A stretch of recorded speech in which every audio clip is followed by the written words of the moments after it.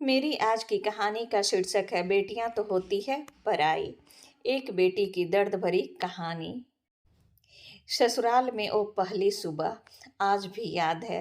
कितना हड़बड़ा के उठी थी, ये सोचते हुए कि देर हो गई है और सब ना जाने क्या सोचेंगे। एक रात ही तो नए घर में काटी है और इतना बदलाव, जैसे आकाश से बिजली गिर गया हो मुझ पर। शुरू के कुछ दिन तो बहुत अच्छा बीता। मैं अपने पति के साथ माउंट आबू और शिमला बाहर घूमने भी गई। जब घूमकर वापस आए तो सासू माँ की आंखों में खुशी तो थी, लेकिन बस अपने बेटे के लिए ही दिखी मुझे। सोचा शायद नया नया रिश्ता है, एक दूसरे को समझने में थोड़ा समय लगेगा। लेकिन समय ने जल्दी ही एहसास करा दिया कि मैं यहाँ बहू हूँ, जैसे चाहे वैसे नहीं रह सकती। कुछ कायदा मर्यादा है जिसका पालन मुझे करना होगा। धीरे धीरे बात करना और धीरे से हंसना, सबके खाने के बाद खाना, ये सब आदतें जैसे अपने आप ही आ गई। घर में माँ बहन से भी कभी कभी ही बात होती थी। धीरे धीरे मायके की याद सताने लगी। ससुराल में मायके जाने की बात की तो कहा गया अभी नहीं, कुछ दिनों बाद चले जाना।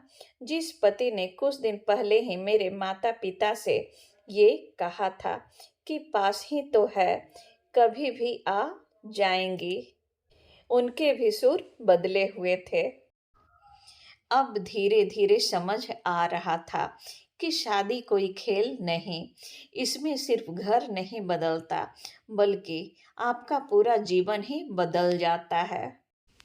आप कभी भी उठ के अपने मायके नहीं जा सकते। यहाँ तक कि कभी याद आए तो आपके मायके वाले भी बिना पूछे नहीं आ सकते। मायके का ओ अल्हड़पन, ओ बेबाक हंसना, ओ जूठे मुंह रसोई में कुछ भी छू लेना, जब मन चाहे तब उठना, सोना, नहाना, सब बस अब यादें ही रह जाती है। अब मुझे समझ आने लगा था कि क्यों विदाई के समय सब मुझे गले लगाकर रो रहे थे। असल में मुझसे दूर होने का एहसास तो उन्हें हो ही रहा था, लेकिन एक और बात थी जो उन्हें अंदर ही अंदर परेशान कर रही थी कि जिस सच से उन्होंने मुझे इतने साल दूर रखा, अब वो मेरे सामने आ ही जाएगा। पापा का ये झूठ कि मैं उनकी बेटी नहीं बेटा हूँ, अब और दिन नहीं छुप पाएगा। उनकी सबसे बड़ी चिंता ये थी, अब उनका ये बेटा, जिसे कभी बेटी होने का एहसास ही नहीं कराया था, जीवन के इतने बड़े सच को कैसे स्वीकार करेगा।